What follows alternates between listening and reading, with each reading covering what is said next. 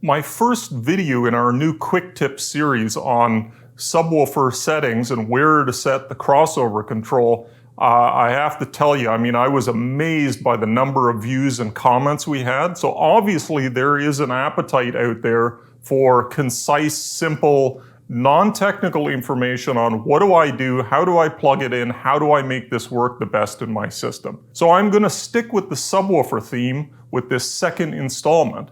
And we're going to talk about something that runs all kinds of people's absolute craziness when they bring a new subwoofer home and it hums.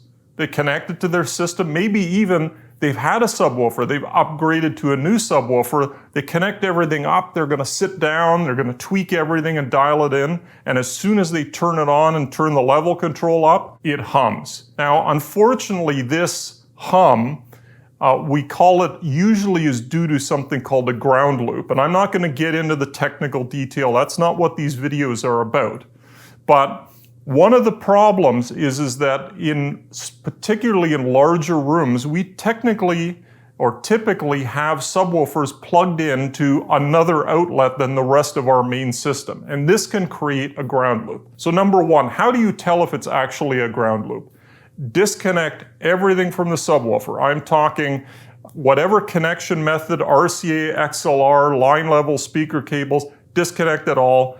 Disconnect the trigger connector if you're using it too, and just have the subwoofer plugged into the wall, turn the level up to maximum, and turn the subwoofer on. Does it hum? No. If you now plug in whatever connection you were using and it hums, you've got a ground loop somewhere in the system. Plain and simple. Now, in very, very rare cases, the hum could actually be generated by your AVR or processor or preamp or whatever you have connected to the subwoofer, but in most cases, it's a ground loop. How can we try and solve this or try and track it down? Well, number one is make sure, even if you have to get, a good quality power bar, a good quality extension cord, at least temporarily to try it, make sure the subwoofer is plugged into exactly the same electrical outlet as the rest of the components in the system, particularly the AVR, processor, or preamp. If you do that and the hum goes away, you know you've broken the ground loop and you're done. Some AVRs and processors actually have a ground stud or a ground screw on them. You can try running a cable from that to either the amplifier chassis of the subwoofer by loosening one of the screws, or some subwoofers will actually have a ground connection on their amplifier too. You can always try that. Now, one thing I will warn you against, and you'll read this in forums all the time, and it absolutely drives me crazy because it can kill you. Never, ever, ever cut the third prong if it's a 3-prong plug. If we're talking, where North America or the UK, I know in parts of Europe, it's a 2-prong, but at least for North America, do not ever, ever defeat or cut off the ground or third pin on a cable. And I don't care what the component is. It could be a toaster for all I care. It can kill you. Very simply, you can die. Don't ever do that. I know a lot of people will say, oh, well, just lift the ground on your subwoofer and you won't have a ground loop.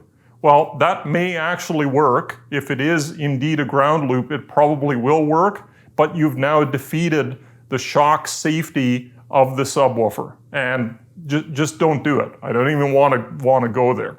If you plug your subwoofer into the same outlet as your processor or AVR or preamp, and the hum is still there, now what do you do? Well, there's a couple of things you can try. First thing, if your processor or preamp has XLR outs and your subwoofer has an XLR in, try that.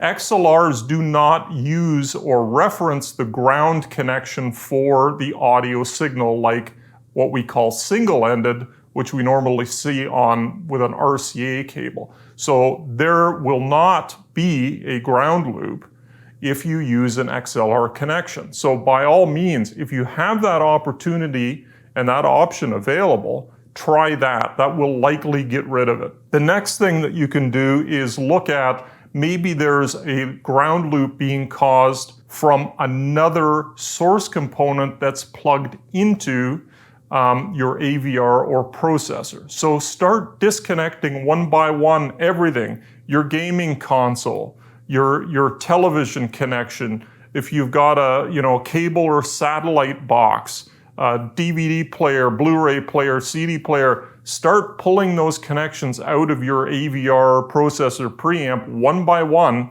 and see if you come upon one where the hum disappears.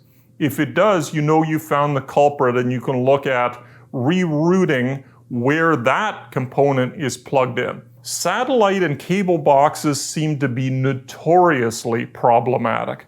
Part of it is because with the cable boxes, that if you're still running, an RF cable, an analog cable, and maybe, and in most neighborhoods or many neighborhoods that's still the case, those grounds can be at weird potentials, and it can be some connection that's out on a box on your street somewhere. Those are some tips that you can use to A, determine if you have a ground loop, and B, how to get rid of it. I hope this helped.